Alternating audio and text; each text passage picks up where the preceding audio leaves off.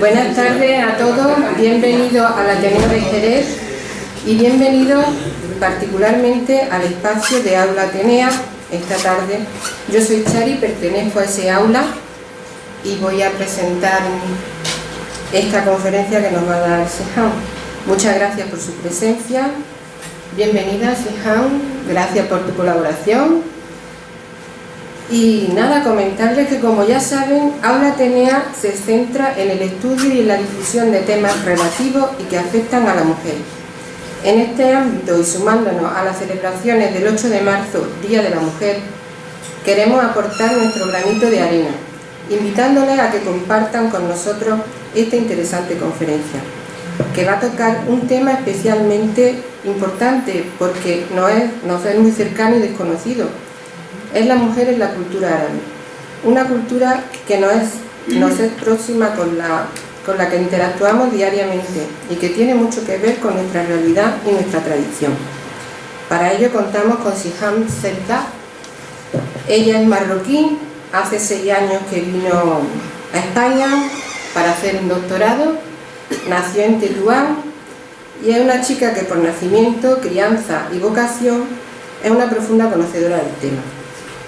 Sihan es profesora de Derecho Internacional Privado y Relaciones Internacionales en la UCA, miembro del equipo de trabajo del proyecto I+D+I España sobre seguridad y fronteras exteriores europeas en el área del Estrecho, miembro del Centro de Excelencia Jean Monnet de Inmigración y Derechos Humanos en las Fronteras Exteriores Europeas, máster en Relaciones Internacionales Euromediterráneas por la Universidad de Tánger y la Universidad Internacional de Andalucía, integrante de la plataforma de intelectuales y profesionales de origen marroquí en España, además de un largo etcétera de colaboraciones internacionales, trabajos y diplomas. En fin, queda probada su solvencia, ¿no? Ella, dentro de sus líneas de investigación, la que más destaca es la que tiene que ver con la inmigración e integración de mujeres inmigrantes marroquíes en nuestro país, con una dilatada experiencia en charlas sobre interculturalidad. Esta tarde nos va a ilustrar desde su perspectiva de mujer moderna y nos irá introduciendo en la complejidad del papel de la mujer en el mundo árabe, un papel que la coloca entre la tradición y la modernidad, una tradición que se suele confundir con la religión. Nos dará un perfil de la mujer árabe que, como veremos, no es sinónimo de musulmana, sus matices y diferencias, porque no existe una consideración unánime, debido a que el entramado del mundo árabe es en sí muy diverso. Nos explicará el proceso de evolución del tema femenino y la importancia de los cambios que en la cultura árabe se han producido hasta desembocar en los movimientos feministas que han surgido y cómo se desarrollan actualmente. Movimientos en los cuales tanto su mundo como el nuestro, el de Occidente, tiene puestos los ojos.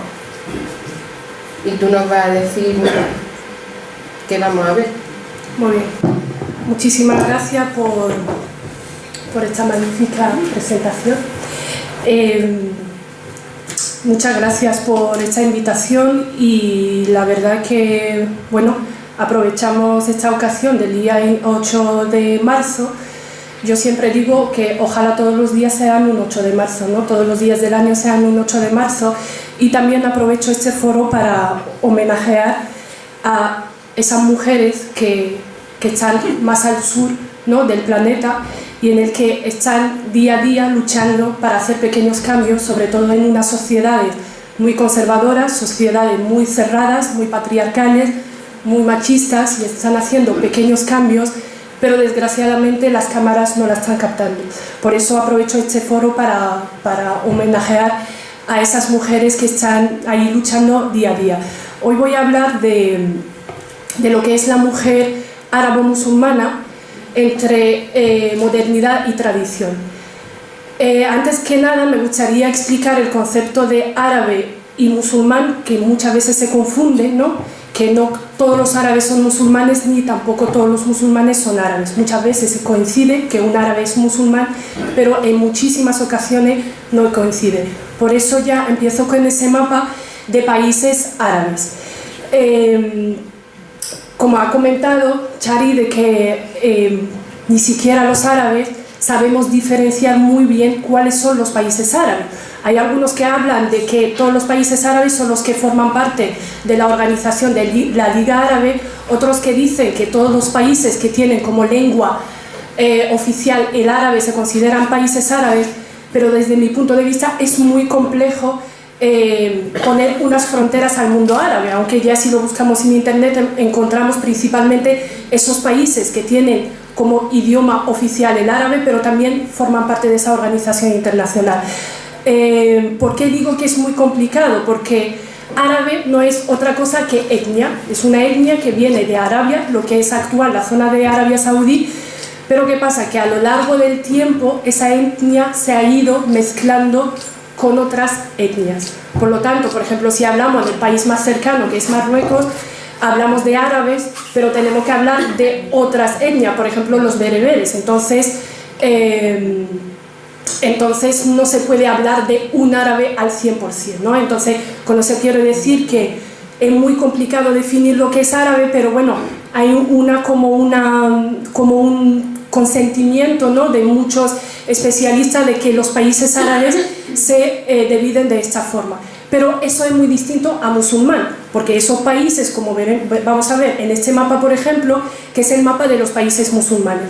Aquí vemos, por ejemplo, un número mínimo de países que son árabes, pero cuando vemos aquí, vemos todos esos países que son musulmanes o tienen una parte de una población que está profesando la religión musulmana.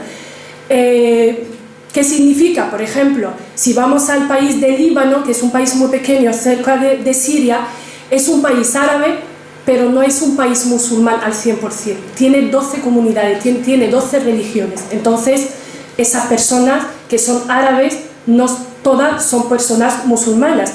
Igualmente, si vamos, por ejemplo, a India, India no es un país árabe, pero sí que tiene una mayoría musulmana. O si, por ejemplo, vamos a Maldivas, por ejemplo, que son las islas que están cerca de India, tienen el 100% de musulmán. La religión que se profesa, todos los de Maldivas profesan la religión musulmana. Entonces, no es un país árabe, pero sí es un país musulmán. Entonces, quería aclarar esa confusión que se hace con estos dos conceptos. Como digo, árabe es una etnia, mientras que musulmán es una religión.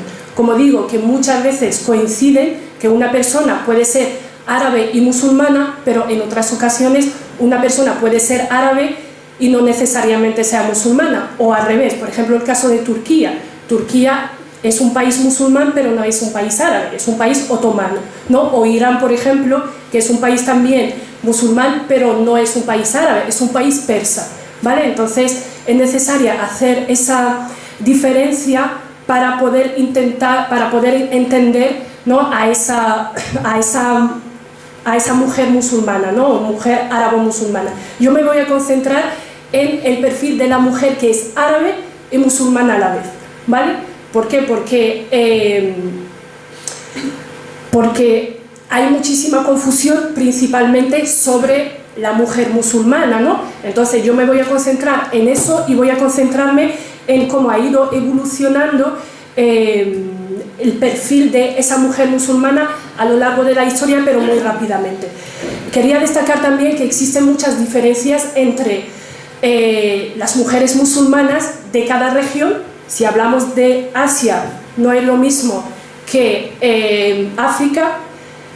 África del Norte no es lo mismo que África del Centro, e incluso dentro de cada país hay muchísimas diferencias. Como os dije, por ejemplo, de las etnias, en Marruecos podemos hablar de los árabes, podemos hablar de los bereberes, pero podemos hablar también de culturas que están influenciadas por el Islam y también que están influenciadas por otras religiones. Por eso aquí os pongo algunas fotos de las mujeres con sus distintos perfiles en muchos países musulmanes. Por ejemplo, es una foto de Irán que es muy distinta a una imagen de una mujer de Turquía, que es totalmente distinta a una mujer musulmana en India, igualmente distinta a una mujer de Turkmenistán, por ejemplo, en Asia, una mujer en Túnez, ¿no? En la misma foto, en el mismo país, estamos viendo a 3 mujeres musulmanas con sus 3 distintos perfiles. En Malasia, por ejemplo, la mujer musulmana es muy distinta a otras mujeres de otras regiones. Marruecos también hay una diferencia muy grande con otros perfiles de mujeres. Nigeria también, que es un país musulmán. Bosnia también es un país musulmán, y con eso estamos viendo de que dentro del mundo musulmán los perfiles de las mujeres son muy distintos. Entonces no podemos generalizar y hablar de un solo perfil de la mujer musulmana. Y ahora voy a hablar un poco de esa influencia de la religión musulmana en la mujer principalmente. Como saben, la religión musulmana, no voy a hablar de la religión musulmana qué es, sino voy a solamente hablar de dónde apareció el Islam, por ejemplo en Arabia, ¿no? Lo que es actual Arabia Saudita, en el desierto, en el siglo VII, y la religión musulmana se basa sobre 2 cosas. Se basa sobre el Corán, que es el libro escrito, y se basa sobre los actos y los dichos del profeta. Digo esto y ya luego me entenderéis por qué estoy subrayando esos 2 puntos. Y ahora os voy a contar una historia que a mí personalmente me fascina esta historia, pero también a través de esta historia podemos desmontar muchísimos prejuicios, ¿no? Y es una historia del siglo VII. Y os invito a todos a que utilicemos la imaginación, ¿vale? Que vayamos todos pensando en el siglo VII, pensando en el desierto, en Arabia, en el desierto, pensando en una sociedad patriarcal, pensando en una sociedad en la que las mujeres eran, en el siglo VII, se considera mucha familia, como sabéis, incluso mataban a las niñas, enterraban a las niñas, la mujer no tenía ninguna vida, ni política, ni social, ni podía trabajar, entonces todos utilizamos esa imaginación y nos desplazamos a ese siglo VII en esas condiciones en el desierto. Y os cuento esa historia de amor en la que había una señora que se llamaba Khadija, que era una mujer que tenía 47 años. Y esa mujer era de las familias más ricas de Arabia, y esa misma familia era la que tenía más influencia en esa zona. Pues esa mujer era muy rica, tenía muchísimos ingresos, tenía muchos negocios, y ella comercializaba, tenía comercios, ¿vale? Y ella, personalmente en ese momento, ella comercializaba. Entonces, a ella le hablaron de un chico joven que tenía 24 años, y le dijeron que ese chico le va muy bien los negocios. Entonces, él era pobre, pero comercializaba con las caravanas de alguna persona. Entonces, cuando a ella le hablaron de ese chico, pues le llamó a su casa y le ofreció el trabajo. Le dice, bueno, yo te contrato para que lleves mi negocio y vamos a hacer una prueba a ver qué tal. Entonces, después de 3 meses, porque en aquella época las caravanas tardaban para desplazarse de un sitio a otro con las mercancías, y vender las mercancías tardaban un tiempo. Entonces, cuando ese joven volvió a su casa, empezó a explicarle cómo le fue, que hemos vendido tanto, hemos ganado tanto. Entonces, mientras que él estaba hablando a ella de los negocios, ella no estaba pendiente de lo que le estaba diciendo, sino ella estaba pendiente de él físicamente. Estamos hablando de una mujer, como digo, de 47 años, subrayo de que era una mujer viuda, ¿vale? Y, bueno, estaba fijando en ese chico. Estamos hablando del siglo VII, ¿vale? Porque ahora parece una historia normal, ¿no?, en nuestros tiempos. Pues esa persona, cuando ya terminaron la conversación sobre los negocios, ese joven se va a su casa y viene su amiga y le dice, bueno, que yo me he enamorado de ese joven. Le dice, pero ¿cómo te puedes enamorar de ese joven que es de una familia humilde?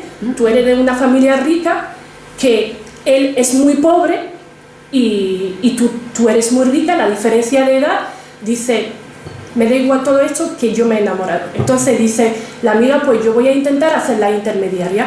La amiga se va a la casa del joven y le dice, mira, que Khadija se enamoró de ti. Entonces le dice que eso es imposible, porque lo mismo, yo soy una persona pobre, yo no la puedo mantener, que yo no soy de una familia rica como ella. Y ella le dice que a Jadilla no le importa todo esto. Si quieres hablar con ella, pues ese joven se va a su casa y empiezan a hablar. Y ella le dice que a mí no me importa que seas más joven que yo, que seas pobre, que yo tengo ingresos, yo tengo negocio, tú llevas mis negocios, lo llevamos los dos y yo no tengo ningún problema. Y entonces se casaron, ¿vale? ¿Por qué es importante esa historia? Porque Jadilla se casó con Mohammed. Mohammed es el profeta, es Mahoma, ¿vale? ¿Por qué os estoy contando esta historia? Porque siempre se habla de la religión musulmana como una religión machista, la mujer tiene que ser sumisa y una lista de prejuicios. Yo siempre planteo esa pregunta porque a mí me enseñaron esa historia cuando era pequeña, pero a mí me la enseñaron de otra forma. Pero el día que leí yo esa historia y yo la imaginé en ese tiempo, pues la primera pregunta que me surgió, ¿cómo que? Porque para los musulmanes el profeta es un guía. Por eso vuelvo a los actos del profeta, que son algo muy importante en la religión musulmana. Quiere decir que los musulmanes tienen que seguir los actos, los dichos y la conducta del profeta, como un guía, ¿no? Como un guía espiritual. Si entonces esos musulmanes tienen que seguir a ese señor que tenía 24 años, se casó con una mujer de 47 años en el siglo VII, en el desierto, él era pobre y ella era rica, pues que venga alguien a explicarme cómo que la religión musulmana dice que la mujer tiene que ser sumisa. Y ya como os digo, tenemos que pensar en el siglo VII y en el desierto. Entonces, ¿qué es lo que ha pasado con la religión musulmana? La religión musulmana se ha ido manipulándose por muchísimos intereses políticos, por el machismo y muchísimas otros intereses. Yo siempre critico en los hombres, por ejemplo, musulmanes, que ellos dicen que ellos siguen al profeta, ¿no? Pero siguen al profeta en lo que les da la gana, pero en lo importante no lo siguen, porque si vamos a seguir al profeta, pues lo seguimos en todo, o no solamente a lo que nos interesa, ¿no? Entonces siempre me baso en esa historia. Si vamos a seguir al profeta, ¿vale? Pues le seguimos también en esa historia, ¿vale? Entonces yo os contaba esa historia y a través de esa historia quiero añadir que, como os comentaba antes, que antes de la aparición de la religión, en el siglo VII, pues la mujer, como digo, no tenía prácticamente vida y la mujer era, o las niñas ya eran las no deseadas.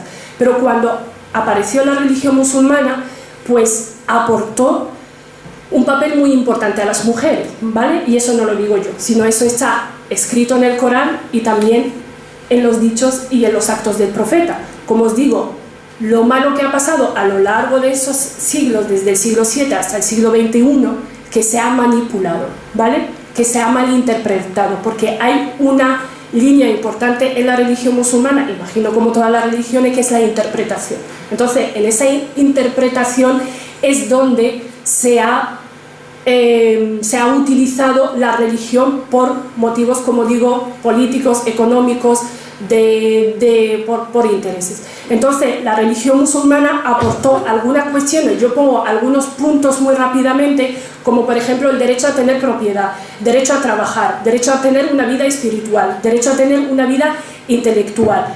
En el Corán, en el libro sagrado del Islam, existe un capítulo que se llama mujer, ¿vale? Porque el Corán tiene muchos capítulos y uno de ellos se llama mujer, ¿vale? Que está hablando de todas las cuestiones relacionadas con la mujer, ¿vale? Eso quiere decir la importancia de la mujer dentro de la religión musulmana. Hay un versículo del Corán que dice que el paraíso yace, porque los musulmanes creemos en el paraíso, yace debajo de los pies de las madres, ¿vale? Eso también subraya la importancia de la mujer, de la madre dentro de la religión. Tu madre es porque al profeta le hicieron una pregunta preguntándole por quién es la persona más importante en la vida de la persona. Entonces el profeta subrayó 3 veces tu madre, y luego dijo tu padre, ¿vale? En el Corán se utilizan hombres y mujeres, creyentes, los creyentes y las creyentes, se utilizan los dos géneros. En todo el Corán se dirige la palabra a los dos géneros, a los dos sexos, a los hombres y a las mujeres. Había también muchas mujeres como consejeras políticas, y una de ellas era la mujer del profeta, que eran consejeras políticas, ¿vale? Y como os digo, estamos hablando de una sociedad patriarcal, estamos hablando otra vez del siglo VII en unas condiciones del desierto, como pongo esa foto, que es actual, que no es del siglo VII. Pero ¿qué es lo que ha pasado? Que lo que ha pasado a lo largo de esos años, como digo, que la religión se empezó a utilizar como una presión política, ¿vale? Entonces encontramos muchos países que inspiran sus leyes, por ejemplo, de la religión, como Marruecos, por ejemplo, y muchos países, ¿no? Entonces eso ha conllevado a utilizar la religión como una herramienta para presionar a la sociedad.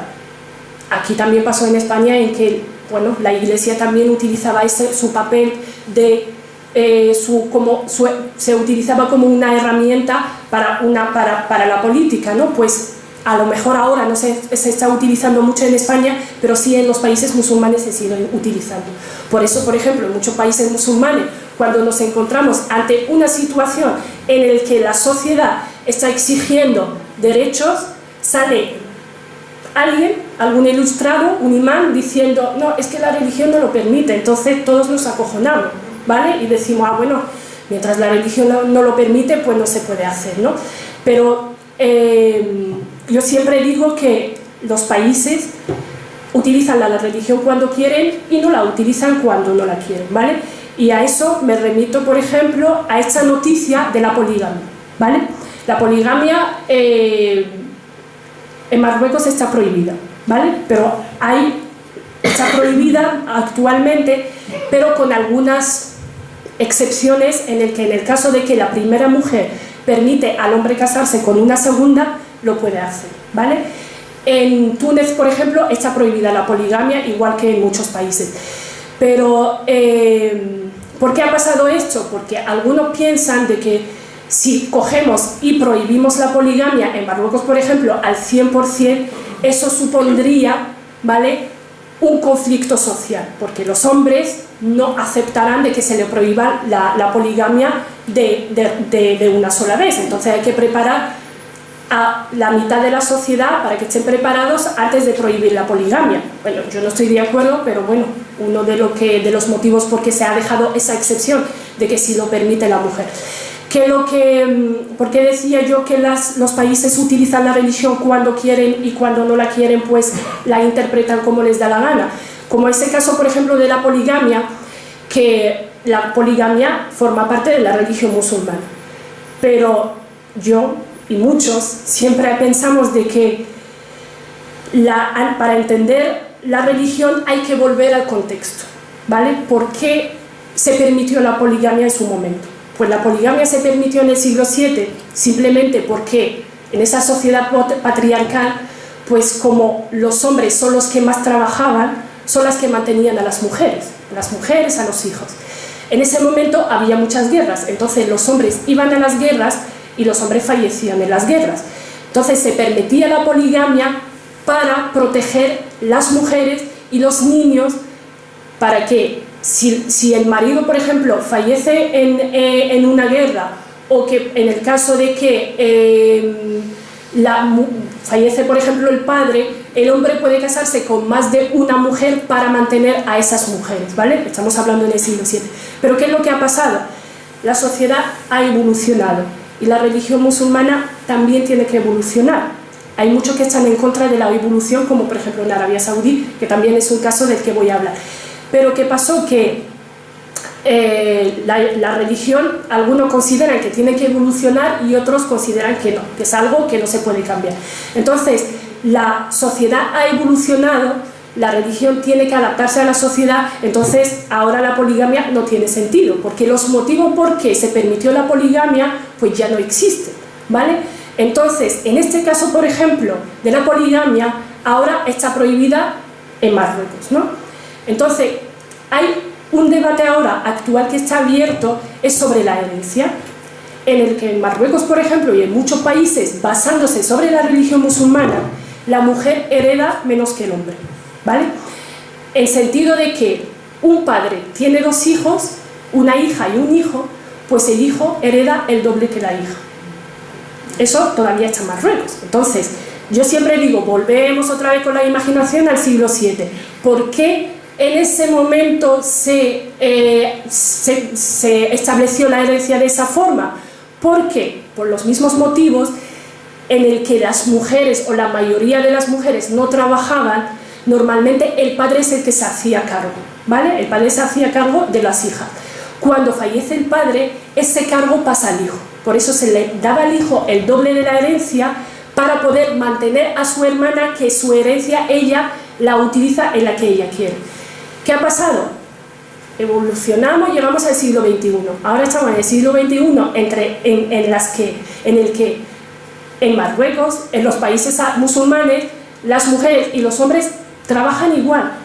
Pues las mujeres y los hombres están llevando la misma vida. Entonces ahora no tiene sentido que se siga aplicando la herencia de esta forma. Vale, pues ahora vuelvo a eso de que los países utilizan la religión cuando quieren. Con la herencia todavía se está utilizando el argumento, en Marruecos por ejemplo, de que no, es que no podemos cambiar la herencia, la ley de la herencia. ¿Por qué? Porque la religión musulmana dice esto y nosotros lo tenemos que aplicar, si no estamos contradiciendo la palabra de Dios. Pero si volvemos a la poligamia, sí que hemos cambiado la ley. Entonces, ¿por qué esta ley la cambiamos y la ley de la herencia no la cambiamos? ¿Vale? Entonces, ahí vemos cuando los países están utilizando la religión como ellos quieren. Y ahora vuelvo al caso de Arabia Saudí, que es el caso más extremo desde mi punto de vista. Hay muchos países que son muy extremos, pero Arabia Saudí es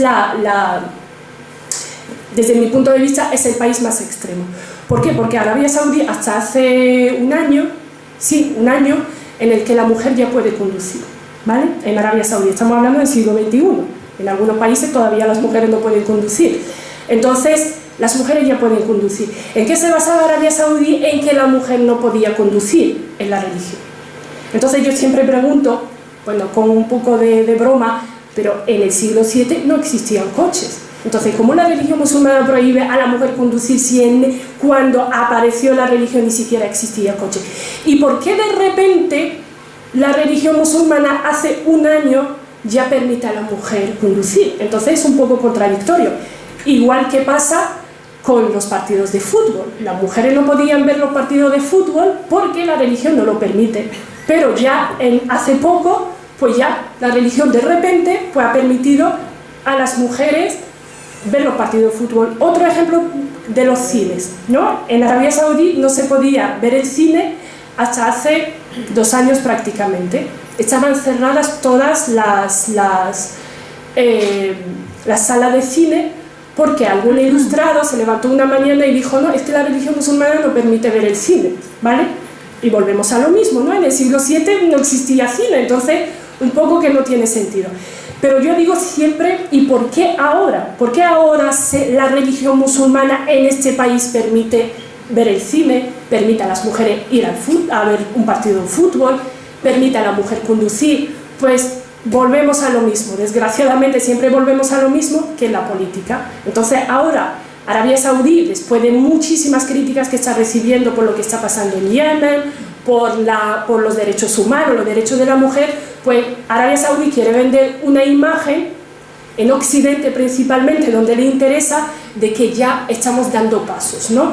Pues eso fastidia mucho, sobre todo cuando utilizan ese argumento de que la religión prohíbe, ¿no? Y entonces la religión prohíbe y deja de prohibir, entonces no tiene mucho sentido. Por eso digo que los países están utilizando la religión cuando les da la gana, cuando les apetece. Los procesos de cambio en los países árabes son muy lentos. Los países árabes musulmanes son muy lentos. Son muy lentos y muchas veces no vienen desde arriba, ¿vale? Desde arriba me refiero desde el Estado, ¿no? De que el Estado decida de cambiar las leyes. Por ejemplo, la ley de poligamia, pues es un paso que sí que lo tomó el Estado por muchos motivos, por el cambio del código de la familia, por muchísimos motivos, pero muchas veces las leyes se cambian desde abajo, ¿vale? Por ejemplo, en el caso de Marruecos, en el que hasta hace muy poco, estamos hablando de pocos años, en el que se cambió la ley de violación, ¿vale? ¿Y en qué consistía la ley de violación? Consistía en que si un hombre viola a una mujer, ¿vale? Lo denuncia, lo llevan a la comisaría y le hacían una pregunta. La pregunta era, ¿te vas a la cárcel o te casas con la chica, ¿vale? Entonces todos los violadores decían, bueno, me caso con la chica. ¿Qué pasa en este caso? La presión de la familia, ¿vale? Porque el honor, ¿no? En los países musulmanes, el honor, pues obligaban a la chica a casarse. Dicen, bueno, cásate con él, dentro de 2 años pues te divorcias y ya todo el mundo se olvida de la historia. Entonces había muy pocas familias que apoyaban a sus hijas para decir que no me quiero casar con este. ¿Qué pasó? Que hubo un caso de que una chica de 17 años la violó un hombre y la obligaron a casarse con él. Entonces se suicidó. Se suicidó y eso fue punto aparte del cambio de esa ley, porque hubo una movilización muy grande, principalmente de mujeres, que salieron a las calles reivindicando de que la ley se tiene que cambiar. No podemos seguir con esta ley porque es una ley injusta, de que aparte de ser violada, encima tiene que vivir con esa persona. Y entonces el Estado cambió la ley, ¿vale? Por ejemplo, la ley de herencia en Túnez ha cambiado porque la sociedad y las mujeres principalmente, como vemos, con apoyo de los hombres, pues exigieron el cambio de la ley de la herencia. Exigieron ese cambio y al final se aplicó. Túnez es un país laico, es uno de los pocos de los países musulmanes que es un país laico. Pero ¿qué pasa con ese país? Es un país laico que ahora está considerado uno de los países musulmanes que más derechos de la mujer está aplicando, ¿no? Pero que lo que pasa es que la sociedad no está preparada. Yo leí mucho sobre este país y me sorprendía que se están tomando muchas medidas, las leyes de igualdad, acoso sexual, caso de violencia de género, y se está avanzando. Pero ¿qué pasa? Que en este país, a mi sorpresa, cuando visité a mi país, encontré algo muy contradictorio, que es un país laico con muchas leyes, pero la sociedad no está preparada. La sociedad todavía muy tradicional, es una sociedad todavía muy conservadora. Entonces, como no existe una educación y una sensibilización de las mujeres y de los hombres, pues no se están aprovechando las leyes. En el caso de que un hombre acosa o un hombre maltrata a una mujer, pues hay muy poquísimas denuncias. ¿Por qué? Porque existe la ley, pero las mujeres no están preparadas todavía. Entonces, eso fue mi sorpresa, porque ya con todas las noticias, todas las leyes, pero ya cuando vas al país, pues se nota que es un país todavía muy conservador, muy distinto a Marruecos. Marruecos es un país que inspira sus leyes de la Sharia, ¿no?, de la religión musulmana, pero es un país, comparado con Túnez, es un país muy liberal. Entonces, como el caso, por ejemplo, muy sencillo, que a mí me llama mucho la atención, a lo mejor os parece pero es así, en el que, por ejemplo, una pareja marroquí que va a un hotel, si no están casados no se le permite pasar la noche en el hotel, ¿vale? Porque es un país muy, como digo, que se inspira sus leyes de la religión, que solamente reconoce al matrimonio, ¿vale?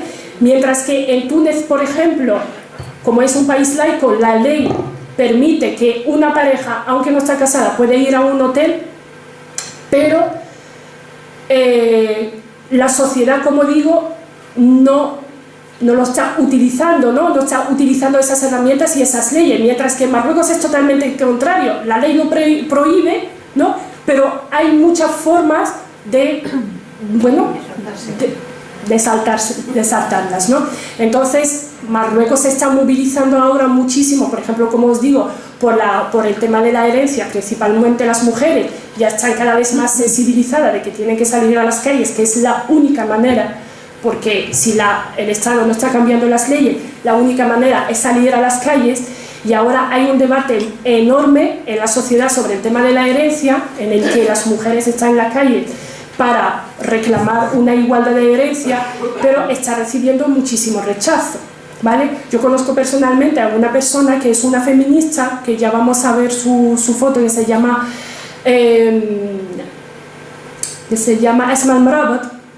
Esa mujer formaba parte de un grupo, de una institución en Marruecos relacionada con el Ministerio de Asuntos Islámicos. Y esa mujer es una de las mujeres, de las primeras mujeres que habló de la igualdad de la herencia en la religión musulmana. Porque ella estudia la religión musulmana y luego la interpreta según la actualidad, ¿vale? Según el siglo XXI. Entonces era la primera que reivindicó una igualdad de herencia. Pues ¿qué pasó? Que la despidieron de su puesto. Esa mujer se retiró de la vida social durante un tiempo, todavía está retirada. Ella es médico, pero al mismo tiempo es feminista. ¿Eso qué quiere decir? Quiere decir que la sociedad todavía no está preparada para los cambios, ¿vale?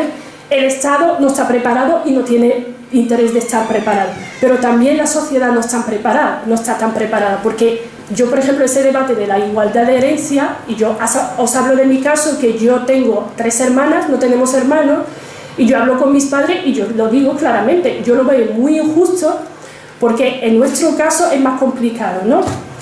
En el que, por ejemplo, yo como no tengo hermano, o nosotras no tenemos hermanos, nuestros tíos, que son por parte de mi madre, si fallece mi madre, espero que dure muchos años, pues entonces participan en la herencia nuestros tíos, los hermanos de mi madre, ¿vale?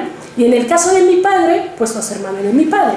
¿Por qué? Porque volvemos al siglo VII, que en el caso de que, en el siglo VII, cuando apareció la religión musulmana, en el caso de que una familia no tiene niños, no tiene hijos, solamente tiene hijas, si fallece el padre, ¿vale? El tío hace el papel del padre. Pero ¿qué es lo que pasa? Estaba en el siglo XXI y yo mis tíos llevo años sin ver a mis tíos, ¿vale? Entonces yo lo veo tan injusto y mis padres también lo ven tan injusto. Pero ¿qué es lo que pasa? Que mis padres son tradicionales, ¿vale? En ese sentido, y dicen, nosotros lo vemos injusto, pero eso está establecido por Dios, ¿vale? Entonces es una lucha entre nosotras, las jóvenes, ¿no? Que estamos reivindicando un cambio en las leyes, una buena o una mejor interpretación de la religión. Nos chocamos con las generaciones anteriores, porque todavía, por ejemplo, mis padres, que lo ven injusto y dicen, bueno, pero eso está establecido por Dios, a ver si estamos contradiciendo la palabra de Dios, ¿no? Y por mucho que le explica, bueno, los motivos, pero claro que se necesita muchísimo trabajo para poder llegar a convencer a esas generaciones de que hay que hacer el cambio, hay que interpretar bien a la religión y que hay que dar a la mujer su lugar igual que se le dio la religión musulmana. Porque ya como os digo, si analizamos e interpretamos bien la religión musulmana, el hombre y la mujer son exactamente iguales, ¿vale? Pero claro, ya como os digo, los hombres están cogiendo lo que les gusta, ¿vale? Y lo que no les gusta lo dejan por un lado. Eso, ¿dónde se refleja también? En la educación, ¿vale? Yo me eduqué en un colegio público en el que nos daban la asignatura de religión, pero si a mí me dan a reformar un poder para reformar la educación, yo utilizaría la asignatura de religión, pero no como nos están enseñando la religión. A mí, por ejemplo, la religión desde siempre me la ha enseñado, y a todos los niños, cuando digo yo, pues todos los niños, desde la perspectiva del miedo, ¿no? De que, bueno, si haces cosas malas, que vas al infierno, que en la tumba, y no te enseñan la religión como se debe enseñar, ¿no? Y siempre te habla el hombre, el hombre, el hombre, el hombre, el hombre. Entonces tú desde muy pequeño, tú asocias de que la mujer musulmana pues tiene que estar ahí en segundo lugar y en primer lugar el hombre, ¿no? Entonces yo creo que la educación es algo fundamental en los países musulmanes para que las mujeres vayan adquiriendo sus derechos, ¿no? Y ya eso ahora, por ejemplo, en Argelia actualmente, y hoy no me extraña que haya una protesta en las calles. Ahora Argelia está saliendo de manifestaciones por un cambio político, porque el presidente de Argelia, que tiene 81 años, está en una silla de ruedas y se presentó por una quinta vez, ¿no? Y entonces la sociedad se está rebelando y quieren que se cambie esto. Y entonces vemos a las mujeres en las primeras filas. Las mujeres son las primeras que están saliendo a la calle pidiendo y reivindicando un cambio.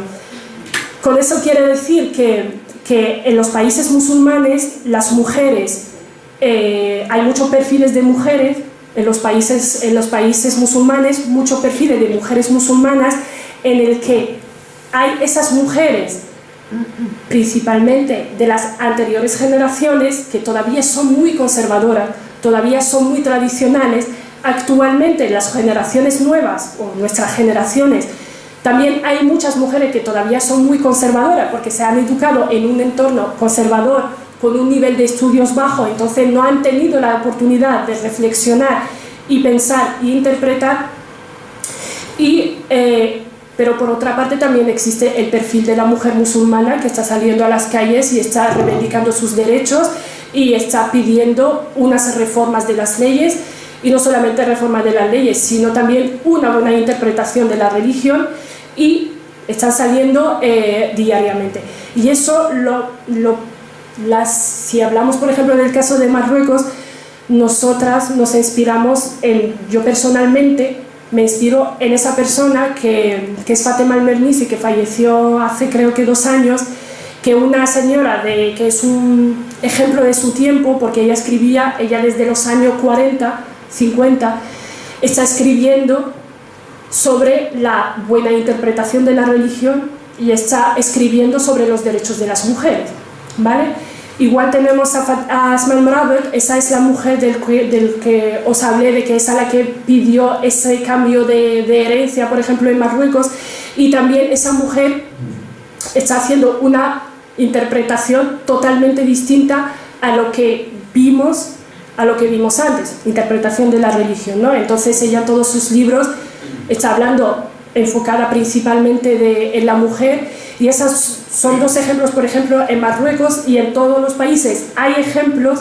de ese feminismo islámico que muchos musulmanes no aceptan el concepto, porque dicen algunos que lo consideran una influencia de Occidente, ¿no? Un virus que nos afectó a todos los musulmanes, ¿no?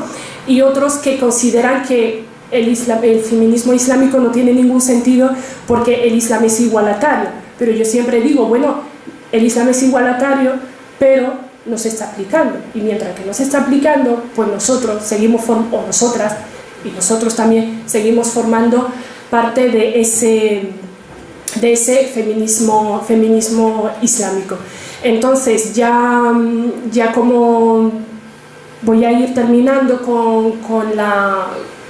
con ese tema, y para abrir un poco el debate, por si tenéis algunas preguntas que puedo ir contestando.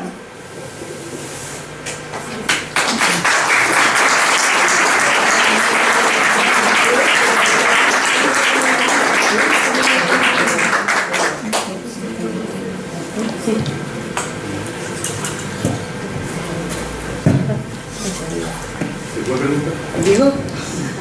Bueno, ante todo, muchas gracias por unir. A nivel general, yo no sé si estoy equivocado en lo que lo dicen. La tendencia que hay a la hora de ver las cosas, las tradiciones, las mentalidades orientales desde el punto de vista occidental, o a la inversa, bueno, puede llevar a mayores errores, me parece. Y no sé, pero tengo la impresión de que, aparte de, como bien ha dicho, que depende del país, un país determinado puede ser un poco más moderno que otro, ¿no? Y que a lo mejor también depende del individuo, ¿no? Porque yo, por experiencia, hace 3 años soy profesor de secundaria, tuve 2 alumnas de 16 años de Túnez, y no tenía nada que ver una con la otra, pero absolutamente nada que ver, y ambas nacieron en Túnez. Una de ellas, el padre era muy moderno, que era mucho más, parecía más occidental que oriental, y en cambio la otra era totalmente lo contrario. Entonces, son las dos de Túnez, igual no. Entonces, no sé si. Efectivamente, como he comentado, de que cada país es muy distinto, es que cada ciudad, por ejemplo, es un mundo. Yo vengo de Tetuán. Tetuán es una ciudad conservadora, una ciudad muy cerca, bueno, está frontera Ceuta, muy conservadora, pero al mismo tiempo muy liberal, ¿vale? Entonces, dentro, por ejemplo, de Tetuán, yo tengo amigas, compañeras de todo tipo. Yo llevo conversaciones porque todos intentamos ejercer ese papel de agente, ¿no? Agente de cambio, ¿no? Intentamos aportar alguna cosita, y yo no me canso de siempre repetir y hablar de eso, ¿no? Pues yo, de mi entorno, de la familia, pues yo tengo todos los perfiles. Tengo los perfiles de la mujer conservadora, tradicional, cerrada, la mujer extremista, ¿vale? Y la mujer muy liberal. Entonces, si hablamos de la misma ciudad, eso lo ampliamos a la región, eso lo ampliamos al país. Tenemos que diferenciar el mundo rural, que también es muy conservador, de la ciudad. Tenemos que diferenciar entre una ciudad u otra. En Marruecos, por ejemplo, Tánger no tiene nada que ver con Tetuán, que es a 60 kilómetros de distancia. Y Tánger es una ciudad muy liberal, muy moderna, comparada, por ejemplo, con Tetuán o con Asila, que está a 20 kilómetros o a 30 kilómetros. Entonces, eso depende del sitio. A mí me llama mucho la atención lo que ha dicho, de que parece más moderno, que parece más occidental que oriental, ¿no? Y eso también yo lo discuto mucho. ¿Por qué le tenemos que llamar, si es moderno, lo tenemos que llamar occidental? Puede ser moderno, pero puede ser oriental, ¿no? Diría que de alguna manera parece que la religión está más arraigada en el mundo oriental que occidental. Tengo esa impresión, igual es equivocado. Sí, entonces estamos hablando de que la modernidad y la religión no pueden ir en el mismo camino, ¿no? Entonces, yo creo, desde mi punto de vista, cada uno como lo interpreta, yo creo que la religión, una persona puede ser creyente, puede ejercer su fe creyente, puede ser practicante y puede ser moderna, que independientemente de su religión, puede ser cristiana, puede ser judía, puede ser musulmana, puede ser budista, y que puede ser moderna y al mismo tiempo ejerciendo una religión. Sí que ahora está más generalizado, sobre todo con las nuevas generaciones, de que la modernidad y la religión que no pueden ir en el mismo camino, pero desde mi punto de vista pueden, ¿no? Pero depende de la interpretación de la religión.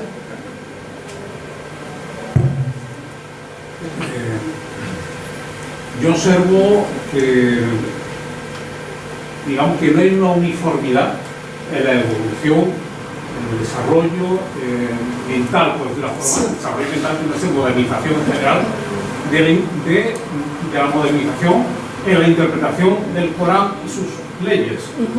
No existe no ya por la diversidad geográfica, es decir, hay diversos ritmos, es decir, cómo evoluciona en Irán, cómo evoluciona en Turquía, evoluciona en Marruecos y no digamos ya en Arabia Saudita. Es decir, esos diferentes ritmos van a crear una situación muy diversa. Es decir, el musulmán de Marruecos no tiene nada que ver con el de Arabia, con el de Pakistán o el de Turquía. Entonces, no hay una cierta uniformidad. Hay una... Es terrible, digamos, en cuanto que no sabe uno que interpretar hasta qué punto, entonces asimila fácilmente lo peor. Es decir, Arabia Saudita, que son así, o los pakistaníes, pues de mentalidad, pues así son todos. Y entonces el problema es que no hay, digamos, una uniformidad, no hay algo que haga que el ritmo o la interpretación de las normas religiosas se vaya modernizando de una manera similar en todos los países. Y eso es un grave problema. Es decir, en su momento quizá haya mayor uniformidad en Europa con el cristianismo, a pesar de las diversas tendencias del cristianismo, católico, calvinista, luterano, etc. Pero allí hay mucha diversidad. Entonces, eso va a crear un serio problema de modernización por diversos ritmos, por diversos intereses de los que están en el gobierno de cada país, es verdad, etc. Pero es que incluso dentro de Marruecos no tiene nada que ver, como bien han dicho, el mundo rural con la gente de Casablanca o de Tánger. No tiene nada que ver. O de Asila. Yo conozco casos concretos en Europa, o he tenido yo alumnos marroquíes que no súper modernos en cuanto a mentalidad, pero musulmanes, O sea, no digo que no sean musulmanes. Pero no tiene nada que ver con el mundo de otros que son de Asila y que están trabajando, han ido como emigrantes, están trabajando en Almería, y la mentalidad hacia sus hijas no tiene nada que ver con esta gente. Es decir, estamos hablando de Marruecos, pero bueno, si lo trasladamos a Egipto, lo trasladamos a otros países, la diversidad es brutal. Es decir, ¿cuántas religiones musulmanas existen? El problema es que hay muchas religiones musulmanas. No hay una uniformidad. Y si decimos, hablamos de la guerra que existe entre los sunitas, los chiitas, los salafistas, los otros. En cuanto a la interpretación de las normas, pues el problema se agrava más todavía. Efectivamente, también yo creo que lo que se hace normalmente, que si vamos a los países árabo-musulmanes, cuando hablamos con los árabes musulmanes, tenemos claro que cuando hablamos de Marruecos no estamos hablando de Túnez, ni de Irán, ni de Arabia Saudí. ¿Qué es lo que pasa? Que esas generalizaciones se hacen desde fuera, ¿vale? Se hacen desde Occidente, ¿no? Desde España, desde Francia, desde fuera. Entonces eso pasa exactamente igual cuando hablamos de Europa. Yo soy profesora de Derecho Internacional y doy Derecho de la Unión Europea, ¿no? Entonces, Europa no es uniforme. Europa uniforme en algunas cuestiones. Económicamente no es uniforme, socialmente no es uniforme, ¿vale? Y aunque tienen una misma religión, la mayoría son países cristianos, pero no existe una uniformidad en Europa, igual que en los países musulmanes.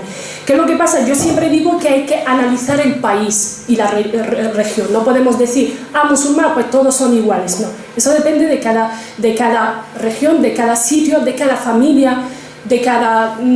Y yo creo que ese es el error que se comete, de que cuando se intenta generalizar. Y lo que hablamos de que esa evolución, ¿cómo se puede conseguir? ¿No? ¿Cómo podemos llegar a esa modernidad? Modernidad, yo la relaciono, por ejemplo, con la aplicación de los derechos humanos, el respeto de los derechos humanos, de los derechos de la mujer en este caso. Yo creo que es muy sencillo separar, ¿vale? Si o interpretamos la religión bien, si vamos a aplicar la religión musulmana, o la interpretamos bien o separamos. Dejamos la religión que la ejercen las personas, porque incluso en la religión musulmana, la religión es algo sagrado entre la persona y Dios. No hay interferencias, no hay personas en medio. Es un hilo invisible entre la persona y Dios directamente. Entonces, ¿qué es lo que se debe hacer? Separar lo que es el Estado, la política, las leyes de la religión. Y llegar a ese punto de aplicar, respetar los derechos humanos y dejar a las personas ejercer su religión como ellos quieren, si la quieren ejercer. Pero ¿qué es lo que pasa? Volvemos a lo mismo. Siempre y cuando hay intereses detrás, pues no se llega a ese respeto de las libertades. Por eso la única solución es eso, salir a la calle, intentar cambiar las leyes, presionar al Estado, sensibilizar a las personas, porque las personas tienen que cambiar la mentalidad para poder salir a la calle y pedir sus derechos, y esa es la única forma. Pero eso lo hablas tú como marroquí, en Marruecos, sí. Eso es factible. Pero ¿cuántas manifestaciones de mujeres similares existen en Arabia o en Pakistán o en Afganistán? Ninguna. Ninguna. No hay ni la más mínima posibilidad. Entonces, la evolución, la interpretación de las normas, ¿quién la hace? No hay ni siquiera un elemento, digamos, religioso, una especie de papa, perdonad la expresión, que puede en un momento determinado decir, esto va así o hay que impulsarlo.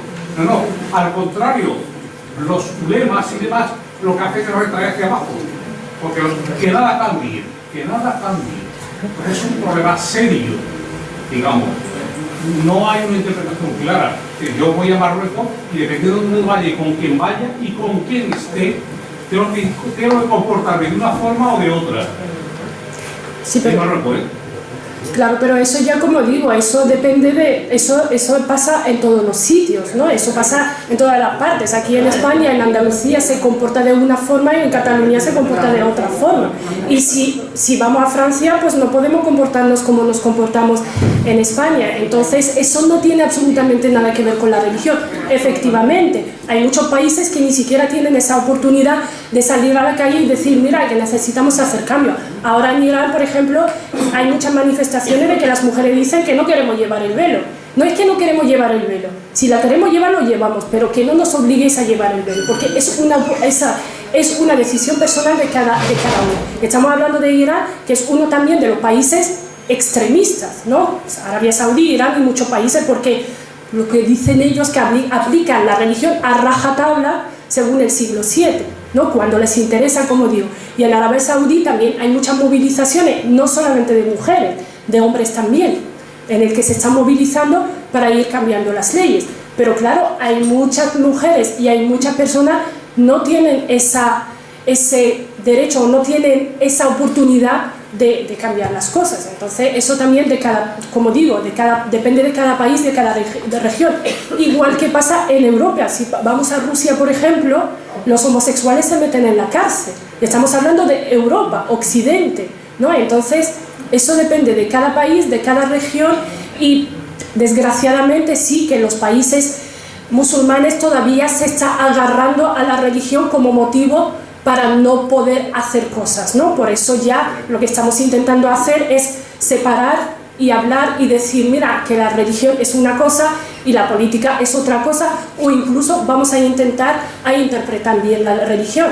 La religión musulmana también, eso viene de hace muchos siglos, ¿no? La religión musulmana apareció en el siglo VII, pero el Corán no fue escrito hasta 2 siglos después. 200 años después fue escrito. Por eso hay muchos teólogos moderados que hablan de la palabra de Dios como fue dirigida directamente al profeta y lo que es el libro escrito. Entonces, los hadices, por ejemplo, los dichos del profeta, pues existen miles, y hay algunos que dicen, ese es correcto, eso no es muy correcto, y además en todos los hadices se encuentra, fulano dijo a fulano y dijo a fulano que el profeta dijo. Entonces, ahí también hay una interpretación. Muchos hadices se utilizaron en su época por motivos políticos, salieron por ahí por motivos políticos. Entonces, eso también influye. Entonces, ¿qué es lo que necesitamos? Dar pasos más adelante y decir, mira, señores, vamos a intentar interpretar la religión como se debe. Estamos en el siglo XXI, ¿vale? Sihan, tú has hablado hoy claro, potente, fuerte, con un análisis propio, con el vocabulario de educación. ¿Tú te consideras una mujer árabo-musulmana? Sí, me considero no, lo soy.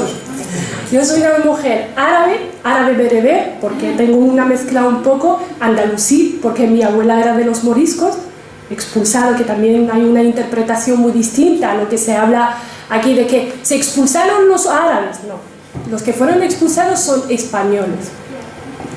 Fueron expulsados los musulmanes y los judíos, porque después de 7 siglos, ¿cómo que estamos hablando de expulsión de los árabes? ¿Qué decimos? ¿Un análisis de ADN y los que tienen ADN 100% árabe lo expulsamos? No, se expulsaron. Pero bueno, mi abuela fue una de las expulsadas, bueno, sus antecedentes. Tú tienes una suma de identidades que la unificas y luego tiene esa fuerza en tu cuerpo. ¿Qué me dice de los estereotipos? Porque cuando hablamos de la mujer musulmana, hay estereotipos que se refuerzan según incluso la indumentaria que use o usar. En nuestro día a día, ¿cómo podemos hacer frente a que esos estereotipos no nos priven de conocer a personas, de poder compartir desde las identidades comunes? Mira, pues yo cuando llegué a España hace 6 años, que el tiempo pasa volando, que justo este mes, en marzo, llegué a España. Entonces yo soy de Tetuán, entonces en Tetuán la cultura española es muy presente.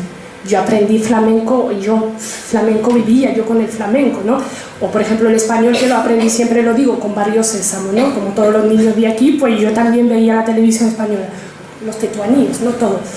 Entonces yo tenía una idea totalmente distinta de España. Entonces cuando llegué, yo tuve un choque tremendo, porque encontré con muy poca distancia, Marruecos está aquí al lado, yo soy de Tetuán, a 14 kilómetros, en el que hay un desconocimiento muy grande.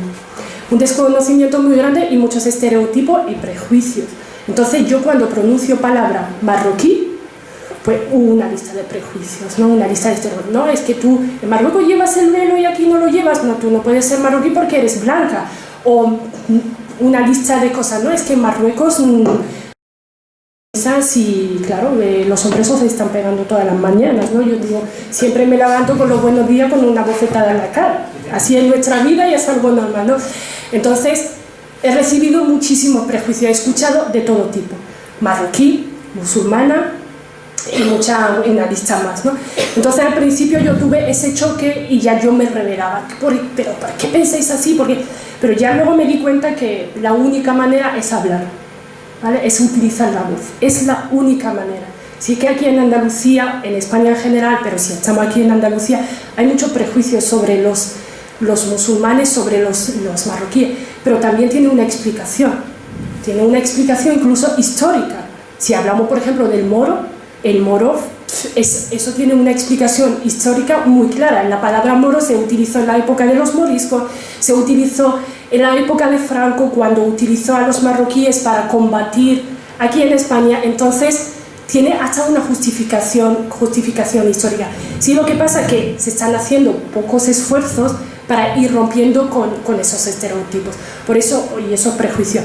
Por eso yo siempre digo, la única manera para romper con esos prejuicios y estereotipos es hablar y explicar a las personas que no se puede generalizar, ¿vale? Yo no estoy diciendo de que los marroquíes son guay, todos son modernos y claro que todos son libertades. No, hay muchos perfiles, hay de todo, ¿vale?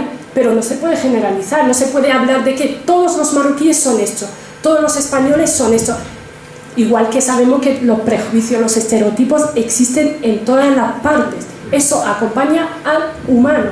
El español en Alemania, pues ya las mujeres están bailando flamenco todo el tiempo, ¿no? Tocando las castañuelas todo el tiempo. Y los hombres salen a ir a trabajar con el caballo, ¿no? Entonces, los prejuicios siempre existen mientras que exista la humanidad. Pero eso es nuestro papel, de ir rompiendo esos prejuicios utilizando el ejemplo y la palabra. Yo quería hablar... María. Venga, María, sí, me ha pedido...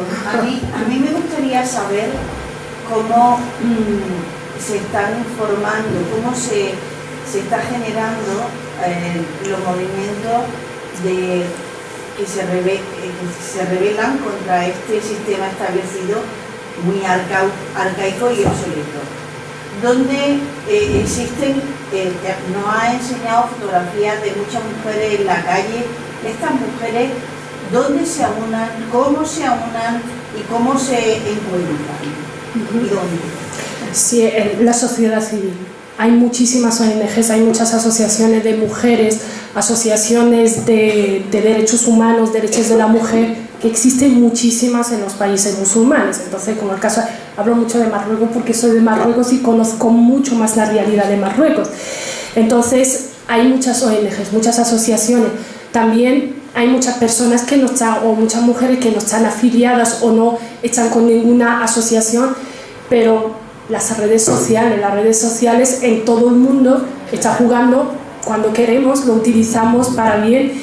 Y ahora, por ejemplo, la primavera árabe, ¿habéis escuchado hablar de la primavera árabe? La primavera árabe se llevó a través de las redes sociales, en todos los países, en Túnez, en Argelia poco, en Marruecos, en Egipto, en todos los países árabes.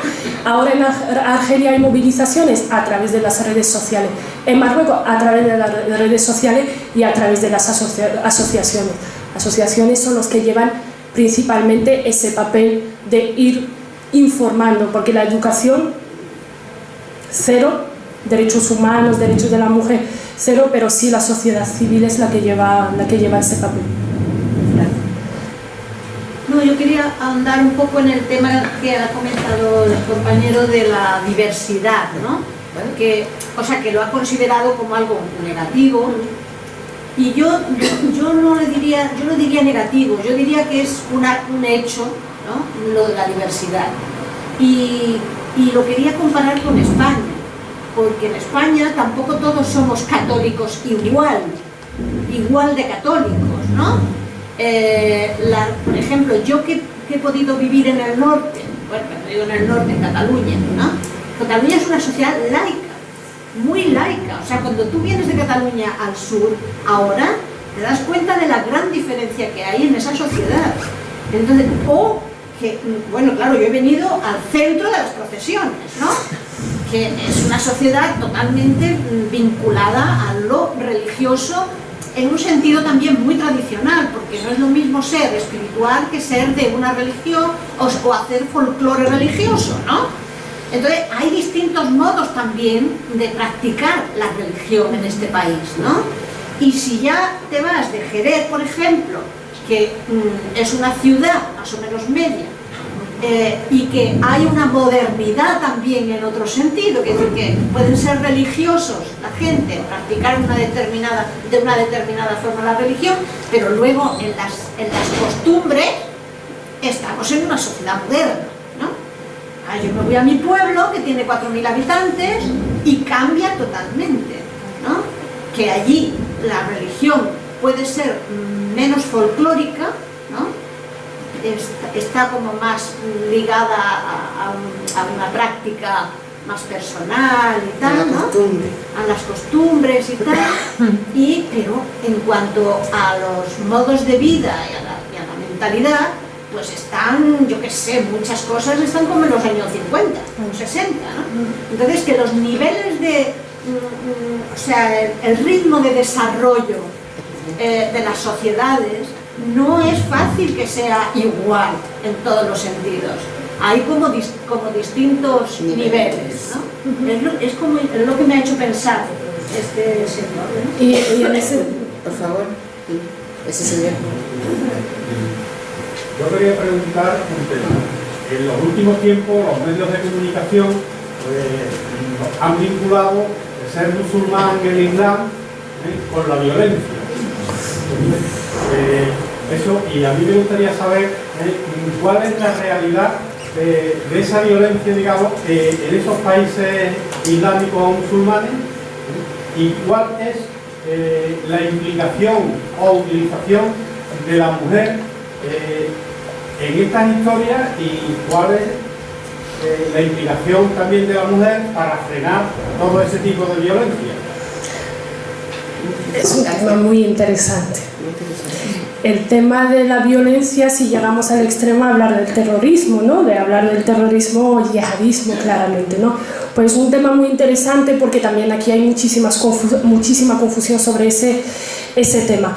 Aquí, por ejemplo, la palabra yihadismo, si vamos al árabe, que es el idioma de la religión, no existe palabra yihadismo. Lo que existe es el jihad, ¿vale? Pero yihadismo no existe. Nosotros, si queremos hacer una traducción de yihadismo, lo tenemos que traducir irhab. Irhab significa terrorismo, ¿vale?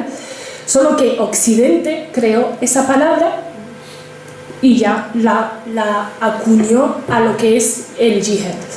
Entonces, antes de hablar de la actualidad, también me gustaría hablar de ese jihad, ¿no? Porque también hay mucha confusión, e incluso por los propios musulmanes, sobre ese concepto. Y otra vez os invito a viajar al siglo VII. ¿Por qué el jihad se estableció en el siglo VII? En el siglo VII, la guerra, en esos tiempos, era algo lo más normal del día a día de las personas. Entonces había guerra por los motivos que sean. Entonces, claro, los musulmanes también iban a la guerra, ¿vale? Como otras civilizaciones, otras culturas, otras religiones. Entonces, en ese momento se empezó a utilizar por la guerra en el árabe el jihad, porque los musulmanes iban al jihad, pero el jihad en ese siglo VII tenía unas ciertas condiciones, que las personas que iban, los hombres principalmente, para no decir el 100%, que iban a hacer el jihad, tenían que cumplir con unas condiciones. Una de esas condiciones, o unas, que voy a citar algunas, son no atacar sin previo aviso, ¿vale? No traicionar, ¿no? Para llamarlo de alguna forma. No se puede atacar a niños, a personas mayores, a personas que no están armadas, que no forman parte de esa batalla. No se puede quemar lugares de culto, no se puede dañar plantas, árboles, plantas. Y, como digo, para atacar en una batalla hay que informar al enemigo, ¿vale? Entonces, ¿qué es lo que digo yo? Vamos a volver al siglo XXI. Ahora no se está utilizando absolutamente ninguna de esas condiciones. Si hablamos de que ese jihad, si vamos a justificarlo, de que algo que tenemos que hacer, es que no se está cumpliendo ninguna de esas condiciones, porque no estamos en estado de guerra, ¿vale? No estamos ante ningún enemigo, ¿vale? No tenemos una batalla a la que tenemos que ir a defendernos. Eso no existe. Entonces, utilizar esa palabra jihad para hacer lo que se está haciendo no tiene ningún sentido. Sí que existe extremismo en ese sentido de religión, de que, bueno, el jihad existió en el siglo VII, pues ya nosotros vamos a seguir haciendo el jihad. Entonces, eso no tiene ningún fundamento dentro de la religión. Y os digo más, como os digo, que el profeta es el guía de los musulmanes y siempre nos basamos sobre lo que hacía, sobre lo que decía. Y hay una historia, una conversación que él tuvo con unos de los que hacía el jihad, que volvieron de una batalla, y le dicen al profeta, en una conversación le dicen, somos los mejores, ¿no? Y le dice, ¿y por qué sois los mejores? Y dice, claro, porque vamos al jihad, vamos a la batalla, en nombre de Dios, estamos en el jihad. Le dice, no, lo que estáis haciendo, eso es solamente el jihad al-asghar, significa el jihad pequeño, ¿vale? Les dice, el jihad al-akbar, el jihad grande, es la lucha de cada uno de nosotros contra sus maldades, ¿vale? Entonces, si en el siglo XXI estamos hablando del jihad para justificar el terrorismo, no tiene ningún fundamento. Entonces, volvemos a lo mismo, a la mala interpretación de la religión, ni siquiera a la mala interpretación de la religión. Se hicieron muchos estudios sobre esa temática. Y si vamos a analizar los perfiles de las personas que están cometiendo atentados terroristas, os digo que todos esos perfiles coinciden en una cosa muy importante en Occidente. No os estoy hablando de Oriente, Afganistán y esos países, sino en Occidente. Todos los perfiles de esa persona coinciden en muchas cosas. Y una de ellas, que esas personas, primero, son jóvenes. Segundo, la mayoría de ellos vienen de la segunda o tercera generación en Europa. Tercero, llevaban una vida muy normal, hasta que algún día, de repente, en un mes se hizo el mejor musulmán según él y cometen un atentado. ¿Eso qué quiere decir? Que eso es un negocio de mafias en el que están utilizando a esa persona, a esos perfiles, y van eligiendo a los perfiles. Eligen esos perfiles los más débiles, esos perfiles de segunda, tercera generación, porque aquí en Europa, y es otro debate en el que las segunda, tercera generaciones de inmigrantes o de hijos de inmigrantes tienen una crisis de identidad muy grande, entonces no saben quiénes son. Yo soy marroquí, yo soy español, ¿qué soy?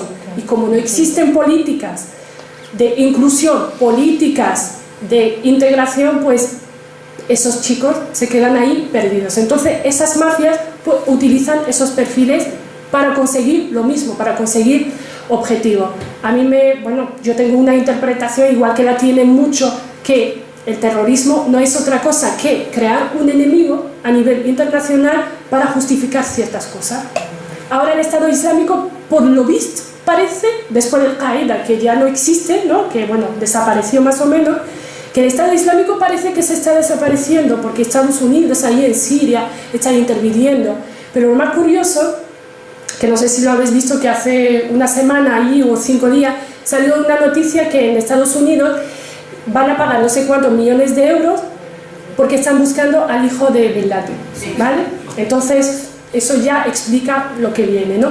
Entonces, yo siempre digo, el día que se acaba con el terrorismo yihadista, islamista, cuando todos nos damos cuenta de que el terrorismo, el islam no tiene nada que ver, pues vamos a crear otra cosa, vamos a crear otro enemigo para justificar nuestros intereses.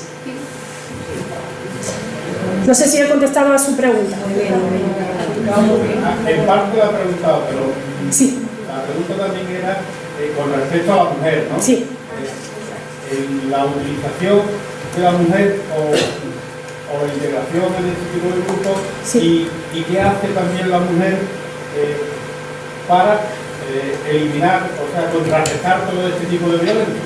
Mira, yo por ejemplo, el caso de Marruecos, que también ahí salieron muchos chicos que fueron a Siria, por ejemplo, para el tema del Estado Islámico, ¿no? También deciros, no sé, imagino que lo sabéis, de que el Estado Islámico cuando afilia a personas, pues incluso le paga a sus familias para cometer los atentados y también para afiliarse, ¿no?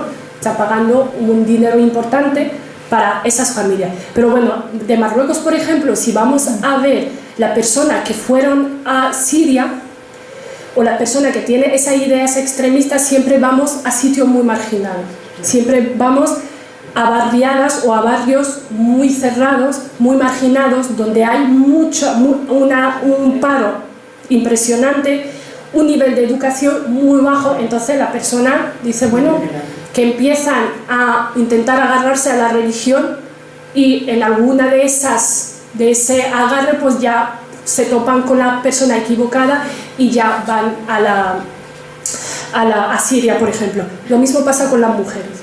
Hay muchas mujeres que también en la misma situación en el que se topan de una manera equivocada con la persona equivocada y se levanta una mañana y dice voy a ir a Siria a hacer el yihad, ¿no? Entonces yo siempre me acuerdo de mi madre en ese sentido, porque allí viene el papel de la familia, de los padres. Mi madre siempre dice, pues si quieres hacer el yihad, hazlo en tu casa. Empieza por tu casa, y empieza por tu barriada, y empieza por tu vecino. Si tú vas hasta Siria, ¿para qué? Pues ayuda, porque el Islam, uno de los pilares del Islam es la caridad, el ayudar a la gente, la limosna, ¿no? Pues ayuda al vecino antes de ir hasta Siria para hacer el jihad. Entonces ahí viene el papel de las mujeres en ese sentido. Pero ya como digo, que ya hay muchas mujeres que saliendo de los países musulmanes, o sea, de aquí de Europa salieron muchísimas mujeres también, pero de los países musulmanes también salieron muchísimas mujeres para ir a hacer el jihad. ¿Cómo ellas hacen el jihad? Con los niños, ¿vale? Teniendo muchos niños, y también hay algunas que han llegado, por lo que dicen, incluso a utilizar las armas, ¿no? Entonces, y ahí viene la otra parte de las mujeres que dicen que, por ejemplo, como el caso de mi madre, que bueno, si quieres hacer el jihad, pues hazlo en tu casa y en tu barriada. Ahora creo que sí que ha contestado a su pregunta. También quería subrayar una cosa que Teresa ha dicho muy importante, si no le importa, que las costumbres, ¿no? Muchas veces ya, y eso debate lo tuvimos en alguna ocasión, en el que cuando hablamos de modernidad, ¿no? Que intentamos decir, bueno, o la modernidad, adiós costumbres, ¿no? Y yo estoy totalmente en contra de eso, en el que si en los países árabes, ojalá, en los países musulmanes, ojalá aprendemos de los errores de los demás, ojalá, lo estoy deseando. ¿Por qué? Porque estamos en un camino de esa modernidad, esa globalización, esa mundialización, y estamos dejando muchas costumbres atrás. Yo estoy totalmente a favor a costumbres, a tradiciones, pero con sentido, no las tradiciones, como decimos, como hablamos la otra vez, de que la mujer cuando fallece su marido a las 6 de la tarde no puede estar en la calle. Eso existía hace 50 años y ahora no tiene sentido, ¿no? Ese tipo de costumbres no. Pero, por ejemplo, en los países de donde vengo yo, que lo que os estaba comentando, como una parte de la religión dice que la limosna y la ayuda es algo muy importante. En los países musulmanes todavía existe lo que existía aquí en Andalucía y lo que sigue existiendo, la ayuda de las personas. La ayuda de las personas en la misma barriada. Mi madre, por ejemplo, es una persona que ahora, después de, bueno, últimamente, ella, por vocación, ella está ayudando a las personas en el sentido de que, como la sanidad en Marruecos funciona muy mal, ella, por ejemplo, le llega la noticia de que una persona se va a operar y no tiene dinero para pagar la operación, pues mi madre personalmente recoge el dinero de la gente. Le dice, mira, hay una señora que necesita una... y la gente le da dinero. Y van y operan a la persona. Entonces, eso forma parte de nuestra tradición, que nuestra tradición es así, de ayudar a la persona que, aunque no la conozcamos, no la conocemos, pero yo digo, ojalá aprendemos de otros países en el que cuando optamos por la modernidad, la globalización, la mundialización, pues vamos dejando atrás a las tradiciones. En Marruecos, por ejemplo, en muchos países musulmanes árabes, las personas mayores son personas sagradas. Los padres son sagrados, en el sentido de que en Marruecos, por ejemplo, en Tetuán no existe casa de asilo. Existe una casa de asilo, pero ¿para quién? Para personas mayores que no tienen familia. Y cuando digo familia no digo hijos, digo hijos, sobrinos, hijos de los sobrinos. ¿Por qué? Porque las personas mayores, una persona está cuidando a su tía en su casa y económicamente regular, pero bueno, que ya lo compartimos entre todos. Pero ¿qué está pasando? En las ciudades más grandes, pues ya estamos viendo la aparición de las casas de asilo. ¿Por qué? Porque, bueno, nos vamos modernizando, ¿no? Por eso me quería subrayar ese punto de que cuando nos modernizamos, ¿no? Pues intentamos no dejar las tradiciones y las buenas tradiciones y costumbres no la dejamos atrás. ¿Alguien más? ¿Quiere preguntarle algo? Pues ahí atrás. Sí, yo quería saber, perdón, El nivel económico de un país, a más nivel económico significa más reconocimiento de la mujer o al contrario. ¿Más? Perdón. Estará más definido, más o más, o menos, o sea, menos igualdad. No. O sea, no tiene nada que ver con No, le doy el ejemplo de Arabia Saudita, por ejemplo. Arabia Saudita es uno de los países árabes más bueno, árabes no, del mundo más ricos, y la mujer está anulada.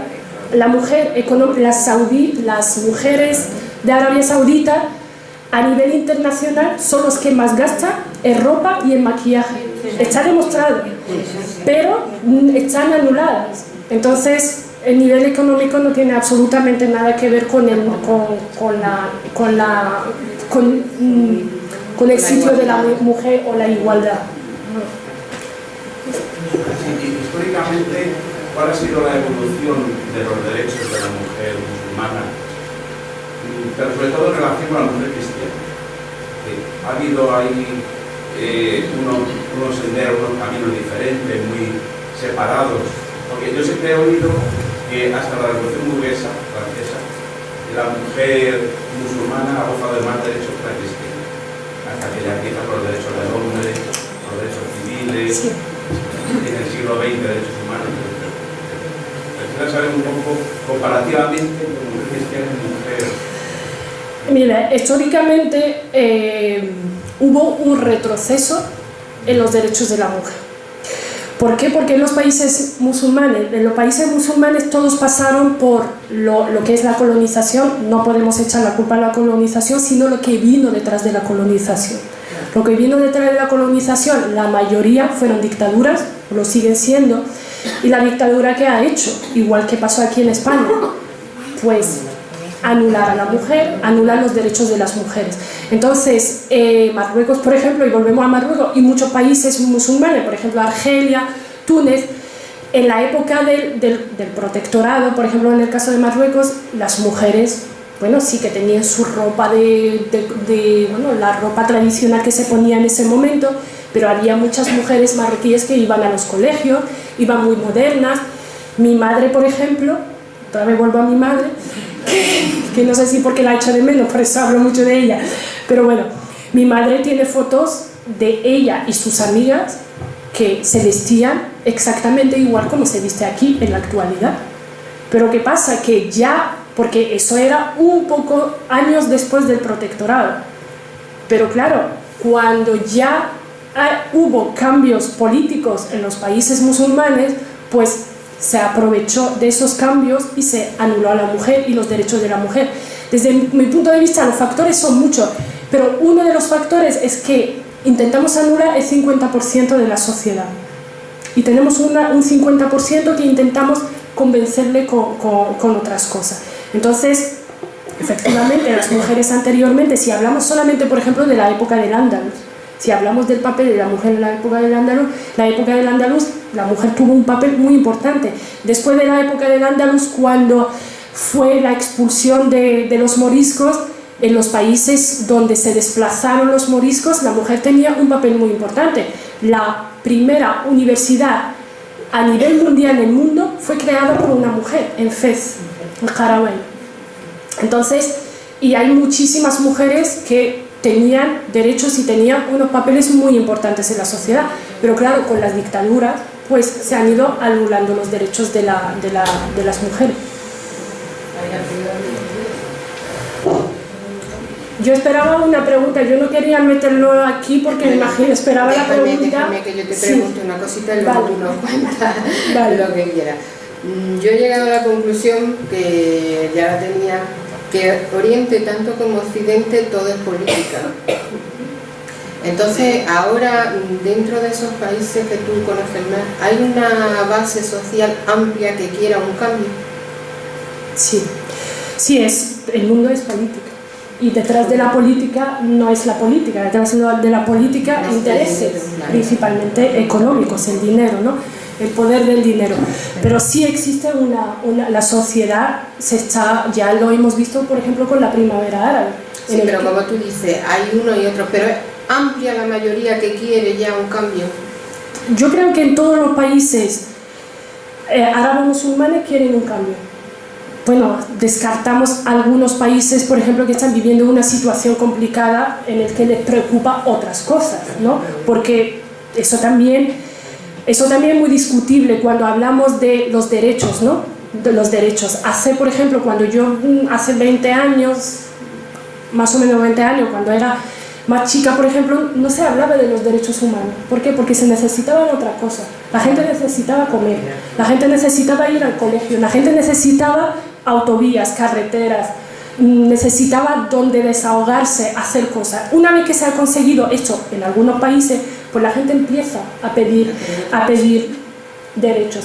Entonces yo creo que socialmente la mayoría de los países árabo-musulmanes quieren el cambio. Algunos que están preocupados por otras cosas antes de los derechos humanos, sí. Otros que no tienen la oportunidad, lo tienen ahí dentro, pero no lo pueden sacar porque no se les está permitiendo, sí. Pero también hay muchos que lo están manifestando, como digo, o en las calles, o en las redes, o incluso en las casas, en el que se habla mucho de que necesitamos un cambio, y no solamente un cambio para respeto de los derechos humanos, sino un cambio político en todos esos países.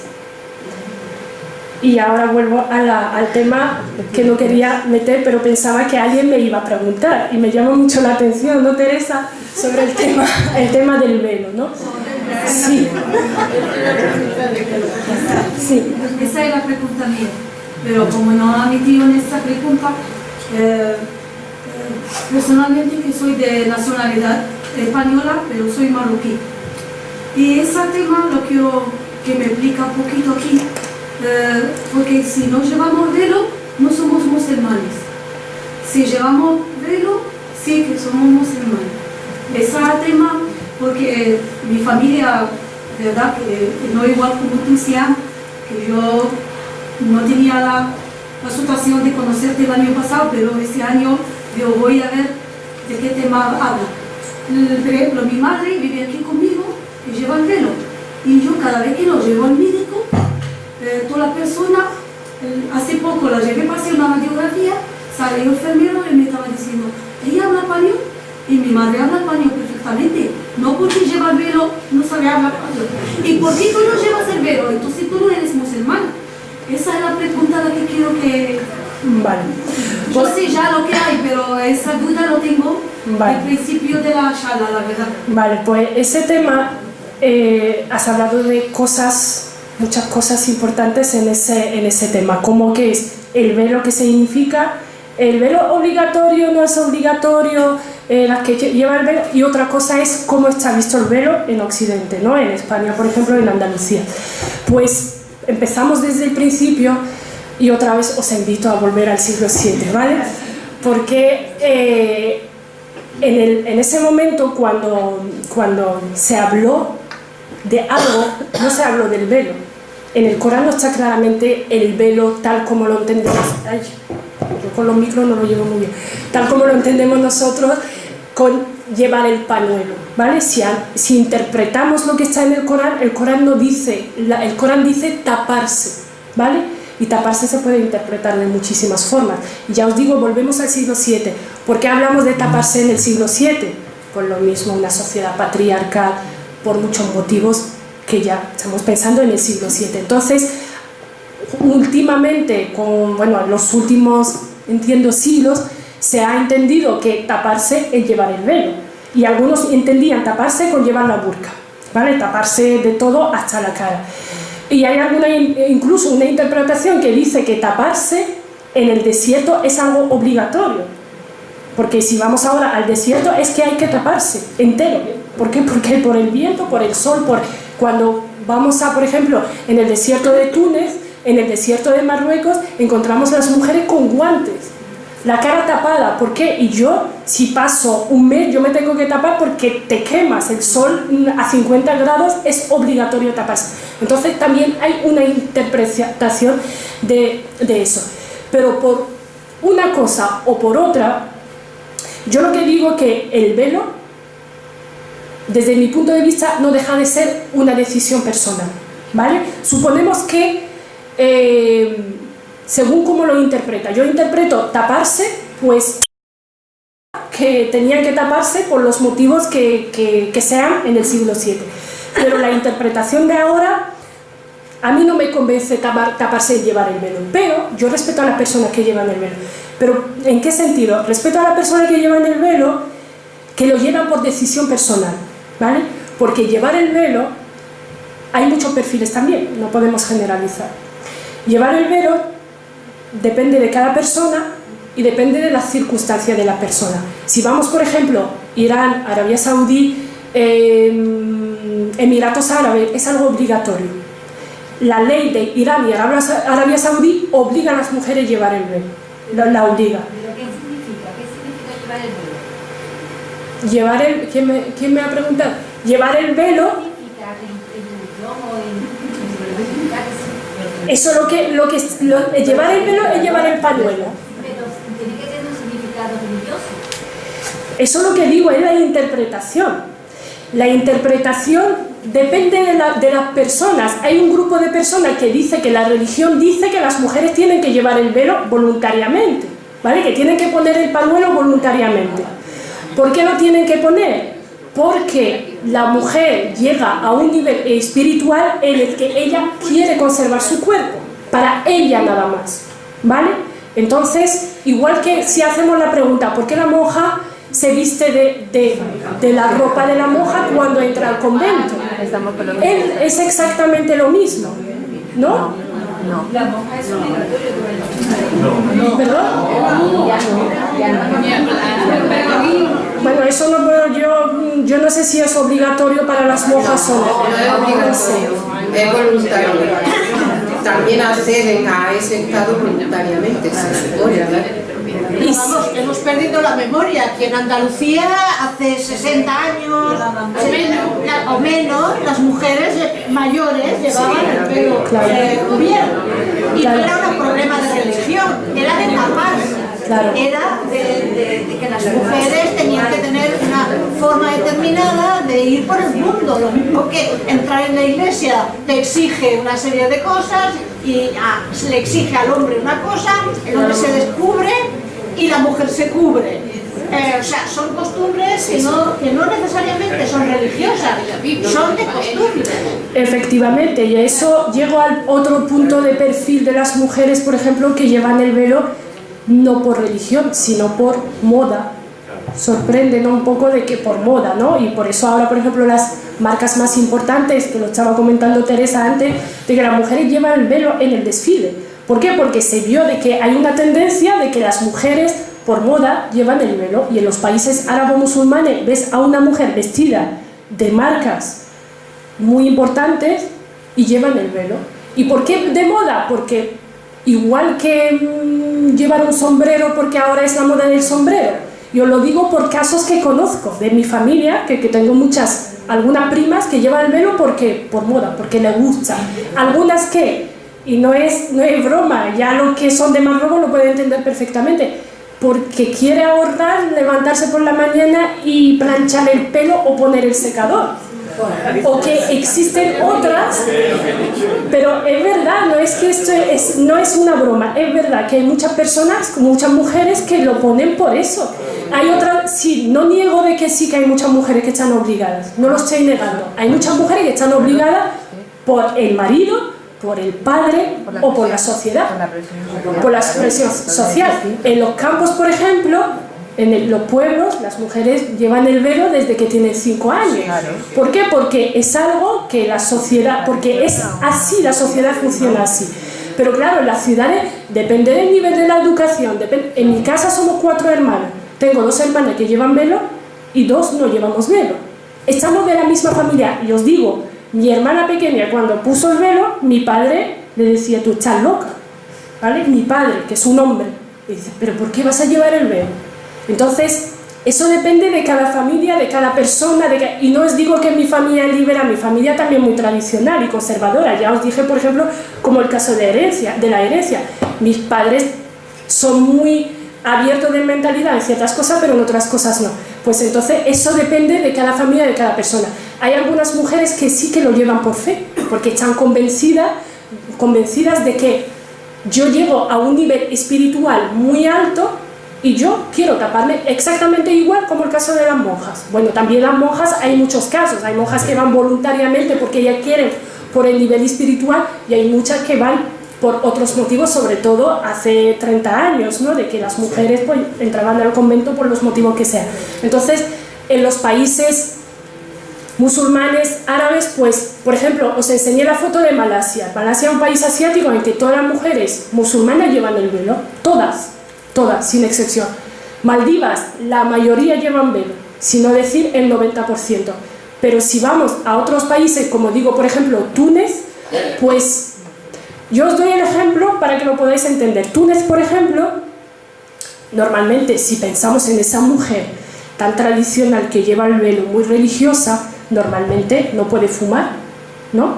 No puede beber, supuestamente, no es el perfil. Pues en Túnez es algo tan normal que vayas por la calle y veas en la cafetería un grupo de mujeres con el velo y están fumando la cachimba y fumando cigarrillo, que parecen dos cosas contradictorias, pero es así. Entonces no siempre el motivo es eso de que la religión te impone llevar el velo, sino hay muchos motivos y hay muchos perfiles.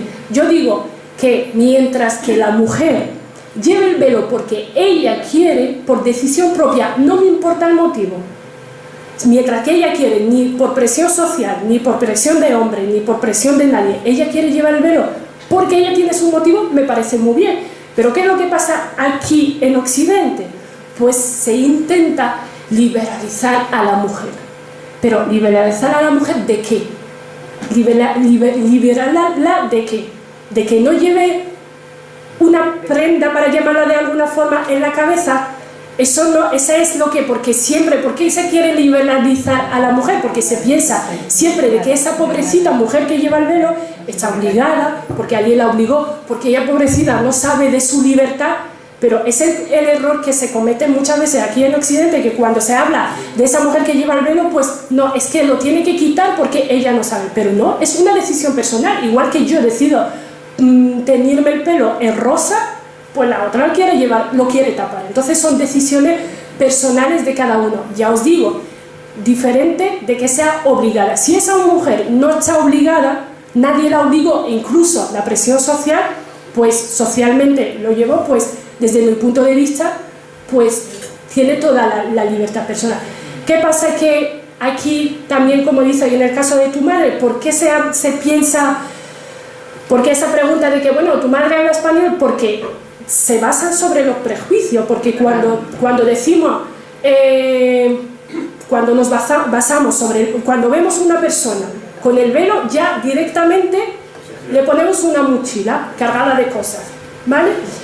Pero por eso ya, cuando se van borrando esos prejuicios, ya desaparecerá ese tipo de pregunta. Y os digo más, aquí en España hay muchísimas mujeres españolas de toda la vida que son musulmanas y no llevan velo, y hay muchas mujeres que son musulmanas, españolas de toda la vida y llevan velo. Entonces, pero claro, cuando vemos el velo, pues siempre asociamos una lista de prejuicios y una lista de estereotipos. No sé si he contestado a la pregunta. Perfectamente.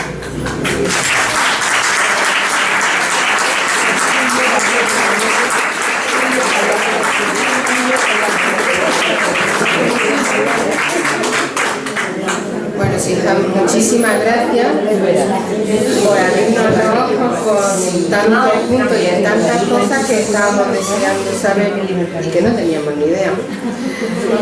El Ateneo siempre tiene un detalle con las personas que colaboran con él, y este es para ti, espero que te guste. Muchísimas gracias.